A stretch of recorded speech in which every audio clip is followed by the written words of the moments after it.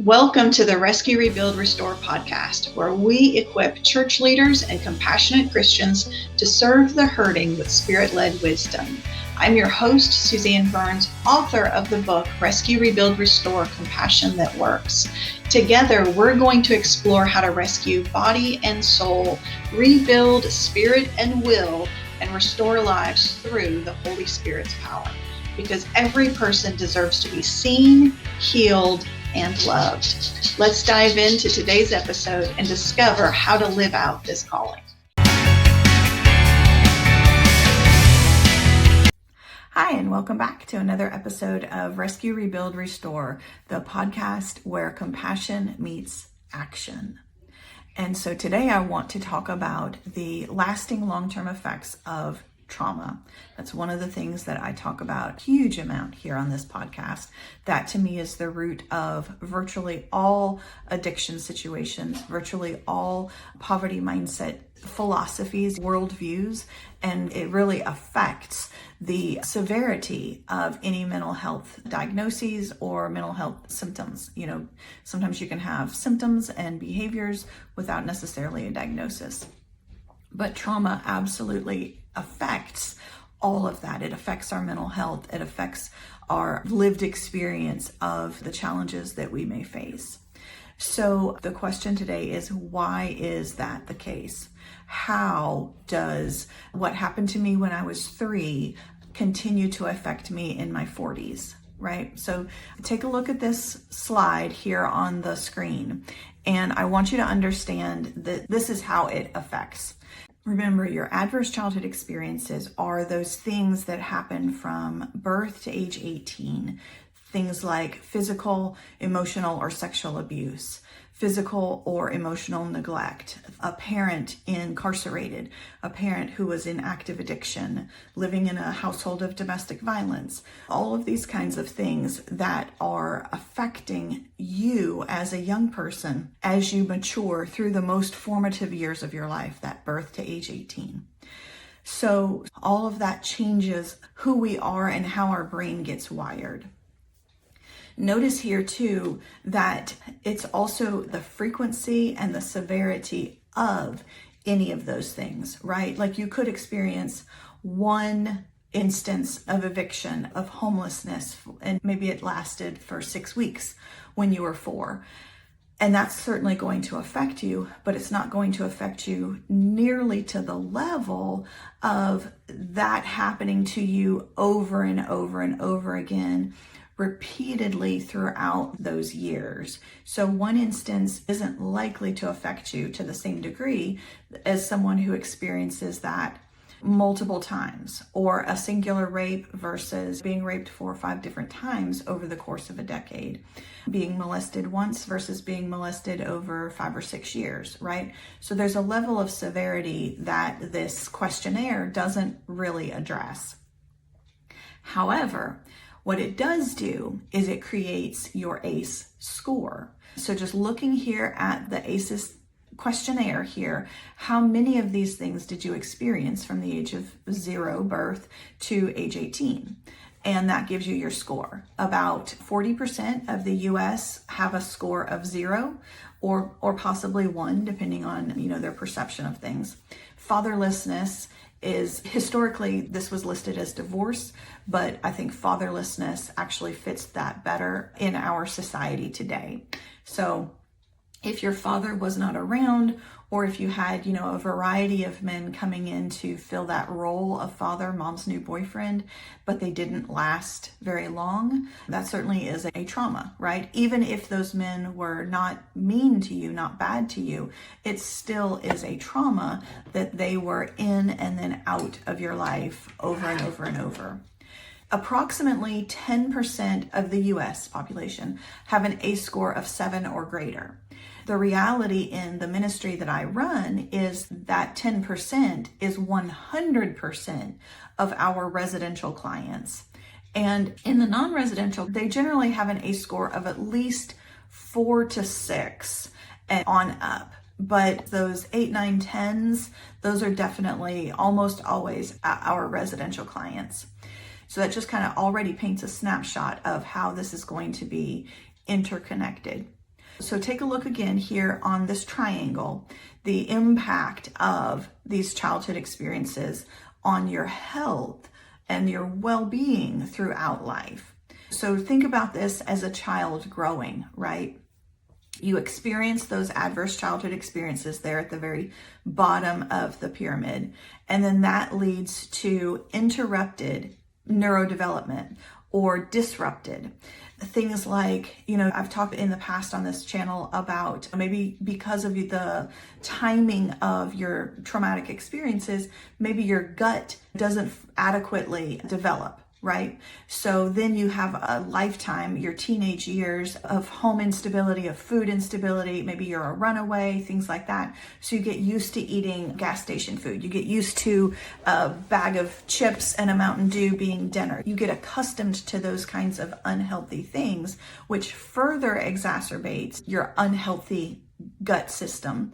And then you get into a program like mine where now you're eating salad, you're eating healthy foods, you're actually going to the doctor regularly and consistently, and your gut kind of rebels. It is not pleasant, but it absolutely happens because it doesn't know what to do with all this healthy stuff because it wasn't ever trained correctly from the beginning.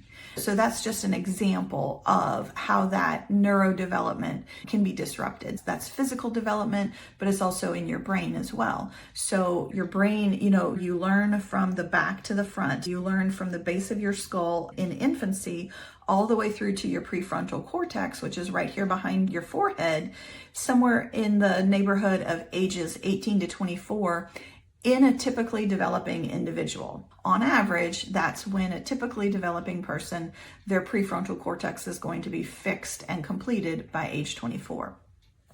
So if you're in these circumstances and you're dealing with all of this toxicity, the toxic stress, the traumatic situations which breed toxic stress. So those small t traumas like home instability, food instability, living in a domestic violence situation, living with alcoholics, living with somebody with either substance abuse or mental health disorders or things like that. All of those can be that chronic addition of toxic stress. Remember in a previous episode, I was talking about big T traumas versus little t traumas. Those are some examples of little t, those chronic issues.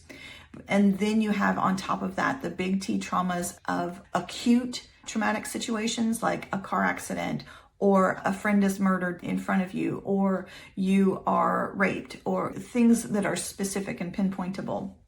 So as those things are all happening while your brain and your body are developing, then you are beginning to see, if we could remove the skull, and just look at what your brain is doing while you're learning through these experiences, you're going to see your brain is learning differently than how it was supposed to. It's learning differently than what it was supposed to also, because of course that kind of lifestyle is not God's best design for us, right? That's not what he wants for us. So that's really not how our brains are designed to operate best. So we have this disrupted neurodevelopment. Then we're going up into grade school. We're going up into relationships outside the household. And so this is where our social and emotional and our cognitive development can be really significantly impaired. Again, because of the things we've already experienced. If I'm wired for fear because of the experiences in my home life or in my community, maybe you live in a high violence community, high gang violence, high domestic violence. You live in a very challenging community that can also be affecting how you perceive the world around you. So you get into school and the teacher is wanting you to focus on your math lesson, but your brain is still worried about how am I going to survive? It's still trying to kind of calm down and decompress from the experiences at home or the experiences outside of school.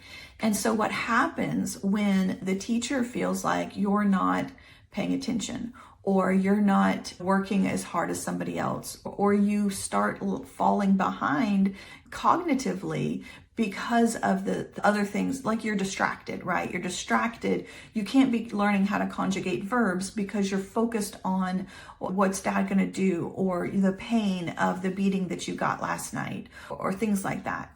So all of that begins to paint a picture for the people around you, because most of the time, of course, they're not going to know the true reason, right? We're not telling them the true things that are happening to us, but they begin to paint a picture that is flawed. And because of that, we might get labeled a bad kid or a stupid kid, or it's, we're dirty. We're the kid that you don't want to play with at recess because you don't want to sit next to that kid at the lunch table because he's dirty or he's bad or he's, whatever little kids say, right? You get labeled in a negative way. You can be labeled by your teachers and your school administrators because you're constantly in trouble, or because you're constantly talking, or because you're constantly asleep, right? If school is your safe place, then this might be the exact place that you feel the most safe. And so this is when you can actually get rest, which is the exact opposite of what your teachers want you to be doing, right? So all of these things play together into creating a perception from other people. And then that gets mirrored back to us, right? When we're working with young people in that kind of early adolescence, that grade school, we're learning how to perceive ourselves through the lens of someone else, right? We're making friendships, we're building connections, or we're failing to do those things, which teaches me that much more about myself. So if my mirror from you says that I'm stupid, or I'm worthless, or I'm a bad person, or I'm ugly, or I'm not worth knowing, I'm trash, then that becomes my internal understanding of who I am to the world around me. And then that leads to who I perceive myself to be, right? That's why those early friendships are so very crucial for our children, for ourselves. There's not a lot we can go back in time to fix for ourselves, but we can definitely pray in healthy relationships for our children at those young formative ages, so that they get a good, healthy understanding of who they are in Christ, who they are in reality versus who this school bully perceives them to be. So we have the adverse childhood experiences, those lived experiences that we are now carrying that baggage. And then we have disrupted neurodevelopment that has affected how our brains and our bodies begin to be constructed. And then add on to that the social, emotional, and cognitive impairment, right? So cognitively, it may be that we can't read. We are failing math because we actually have no idea how to do math, because my focus has been someplace other than the teacher's instruction. My focus has been somewhere other than getting my homework turned in. I don't have a parent to help me at home every night because my parent is passed out drunk, or my parent is running the roads looking for her next score, or I'm worried that she might not wake up because she's got a needle in her arm and I have to go get on the bus all by myself. So it's things like that that these children too often live in. So then all of that feeds into the adoption of those early risky behaviors. For males, a lot of times that risk is in excitement, right? They're driving fast, they're driving motorcycles, they're experimenting with drugs early, they're experimenting with alcohol or with sex, with all of these things. They're experimenting with these things that are risky with a high degree of danger. Women can certainly be attracted to those kinds of health risk behaviors also. However, a lot of times, the things that attract women are more internal focused. The risky behaviors of drugs and alcohol, of cutting, of suicidal ideation, of hopelessness, right? It can turn, whether you're male or female, it can turn more inward or it can turn more outward for either one. But women tend to lean more towards the internal focused pain activities, where men tend to turn towards the more outward, more danger focused activities. But all of these behaviors are in this bucket of unhealthy, risky behaviors, right? driving too fast, experimenting with drugs, having sex with multiple partners, cutting, suicidal ideation, Great Depression, and anxiety. All of these things are in that same bucket of beginning to experiment with and discover the preferences of those unhealthy, risky behaviors. You may experiment with something, but you don't necessarily adopt it. This is a process of beginning to learn what you're adopting and what you're rejecting, right? So I may not be interested in riding motorcycles too fast, but I am interested in, being stoned out of my mind so that I don't have to think, right? Y'all, you see the difference? So all of that begins to affect at a new level the brain and the body, right? All of these unhealthy behaviors, you might be getting into car accidents, you might be experimenting with theft, you might end up in front of the judge, you might get pregnant, and now you have to figure out what to do with the baby, or you're losing custody of your young child. And so all of these things are in that disease, disability, and social problems category, right? So each piece builds one on top of the other. Disease could be, you're getting STDs. I know several people whose brains have been, oh Lord, for lack of a better term, scrambled because of the drugs they've used, especially when those drugs are done at a very young age. If you're using too high a dose, if you're using something that was mixed improperly, it can absolutely cause permanent lasting damage without anything else on top of that. Then you also have the social issues of having to go before the judge, and now you have a criminal record, or you're in juvie, or you're in and out of jail, or sometimes going to prison. All of those things are the natural outgrowth of the consequences, the earthly consequences of those risky behaviors, right? Every action we have has a consequence, has an outgrowth from it, whether in a healthy way or in an unhealthy way. So these young people who experienced all of these adverse childhood experiences now have a disrupted neurodevelopment, but also a disrupted physical development, which then leads into that social and emotional and cognitive twisting of who they were intended to be, and that self-perception that is skewed based on these other experiences in their lives, which then leads them to adopt these risky behaviors. Because if I'm the bad kid, if the teacher's going to think I'm the bad kid regardless of what I do, I might as well go ahead and be the bad kid. I might as well at least enjoy it. Those kinds of things. Or if my stepdad thinks I'm running around at night, I might as well at least run around. If he's going to beat me anyways, I might as well at least have earned it. Those kinds of attitudes. Then that leads into the consequences of that, of disease, of disability. Maybe you're in a car accident and you lose a leg, or things like that. Or you're in a car accident and you're the only one who survived. And so now that might not be a physical disability, but it's definitely yet another weight of trauma and toxic stress on you that you'll carry throughout your life. And then also you have the societal consequences of maybe your justice involved situations, whether that's as a juvenile or as a young adult. And then lastly, that ultimately ends up in a likelihood for early death because of the natural consequences. Maybe you're still dealing with suicidal ideation. Maybe you have a car accident where you are the victim.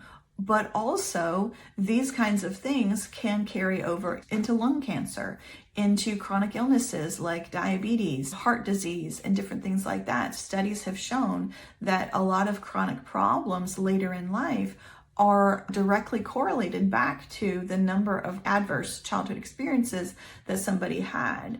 So even if that early death isn't because of some overt action on your part, it could still be interrelated, even if it's more of a chronic response. It's heart disease, it's diabetes, it's certain forms of cancer, lung cancer, and other forms of cancer that are more chronic and more internally focused. You may not even know that you have them until it's too late to deal with them. So this is the progression of all of these. So where is the redemption? Where is the hope in all of this? Well, ultimately, our hope is always in Jesus. Our hope is always that He can intervene at every single layer of this situation and bring about true and lasting change. If we allow Him to, if we invite Him in, if we obey what He tells us. So none of this is fixed and finite. It is simply a progression. It is a trajectory that is statistically proven out.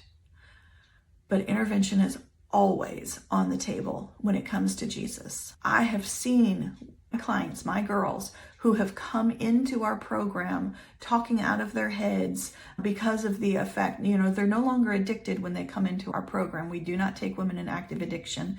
We require they go to a treatment program first, and then they're eligible. So when I say this, they're not actively addicted. They may come in for the application in active addiction, but not once they actually come into the program. Nevertheless, I have absolutely seen women who are talking out of their heads to spirits, to dead grandmothers, to people. They are having full-on conversations. They very much appear to be schizophrenic. And I have seen how over time, through patience, through church, through prayer, through focus, through healing, through good nutrition, through good sleep, through trauma-informed therapies, I have seen these exact women become now single moms to the children they had lost custody of, who are now thrift shop managers, who have driver's licenses and are working to earn to save money for a car, who are making such unbelievable progress that you could never imagine that girl back then is this girl now standing before you. I have seen it. I can point to absolute living proof. You come to Tennessee and come tour my nonprofit, and I can absolutely introduce you to those exact women. They are few and far between because it takes a lot to be willing to allow the Lord to do what He needs to do in order to bring about the true and lasting physical change on top of the spiritual change that first has to happen. But that does not mean that it's not possible. And it only ever starts with our prayer. So the people that we love, the people that we want to serve that are caught in this cycle, they can't help themselves out of it. That's where we come in. But what we do is we pray. What we do is we ask the Lord for wisdom. We ask the Lord for direction, for guidance in how do I help this person. Help me, Lord, have the right words, but also, Lord, soften their heart, prepare them for what needs to happen, prepare them to be willing to allow you to do the deep work. Because the Lord is absolutely the master surgeon. But just like in surgery, we, the patient, have to go willingly. We have to go to the hospital. We have to be put under the anesthesia. We have to, have signed all the documents and done all the things. It takes planning and forethought and intentionality, unless it's in an emergency setting, and then, all bets are off. But nevertheless, we have to be a willing participant in our own healing. And so that means that the people that you love who are caught in one of these scenarios, that's the most important thing. So as you're praying, as you're asking the Lord, how can I serve the people that I love the most, or the people who come to me? How can I help them? Through prayer, through asking the Lord, how can I help this person today? Because what they need today may not be what they needed last week, or what they're going to need in 2 weeks from now. How can I help this person today? One of my favorite analogies is the parable of the sower. And I'm going to close on this. I don't want to I'm trying to keep these podcasts short and sweet, but I love the parable of the sower and that picture of the good soil versus the 3 other soils, right? The rocky soil that was shallow, didn't have a lot of dirt, was mostly rock. The weedy soil where the weeds would grow up and choke out any plant that tried to grow. And then that hard-packed ground, that pathway that the birds would come and eat up any seed that landed on it. So in most teachings, most pastors that are going to use that analogy, they're going to be using that to say, find the good soil, right? So you can plant your seed into good soil. But what I hear when I think of that parable is, with a little work, those other three types of soil can become good also, right? And when I say good, I don't mean like saved or holy or whatever. They can become ready for seed to be planted, right? If you want to turn the hard packed pathway into good dirt, then you're going to have to get your digger out. You're going to have to maybe water it and soften that up. You're going to have to till it up really well. If you want to get the weeds out of your garden, then you're going to have to work to remove not only the weeds, but also the roots, all the little teeny tiny pieces of root of the weeds so that they don't grow back. Same with the rocks. You've got to work. You've got to give effort to get that soil ready to be ready for the seed. And that takes effort on our part, on the farmer's part. But sometimes that effort is tilling things up with a hard tool. Sometimes you have to give people a hard truth, hard honesty, in compassion and in love, but truth nevertheless. It needs to be watered, but not at the wrong time. You don't want to have the water coming so much that it floods and then all of your seed dies, or so little that the seed dies because of drought, because it doesn't have enough moisture to take root. So you've got to be careful that you're doing exactly what the Lord knows this person needs, because He's the only one who ultimately knows exactly where their hearts are. Is this a good soil moment? Is this a hard path where the birds are just going to come and eat it up? Is this rocky or a weed-filled moment where you have to do something different? Rather than planting the seed, you've got to be tilling the soil, or you've got to be clearing the soil first before the seed can actually have an opportunity to take root. So it always comes back to giving the Holy Spirit permission to direct us into, what does this person need to know right now? How can I help this person right now? So hopefully this has been an interesting and useful episode of the Rescue, Rebuild, Restore podcast. I very much hear your thoughts in the comments, and be sure and pick up my book, Rescue, Rebuild, Restore, Compassion That Works. It's available on Amazon, and you can also go to rescuerebuildrestore.com for more information. Thanks so much, and I'll see you on the next episode. Thank you for joining me on the Rescue, Rebuild, Restore podcast. I pray this episode has equipped you to serve with greater clarity and compassion. If you're ready to go deeper, grab a copy of Rescue, Rebuild, Restore, Compassion That Works on either Amazon or at rescuerebuildrestore.com. And while you're there, you can also join our Rescue, Rebuild, Restore Compassion Collective.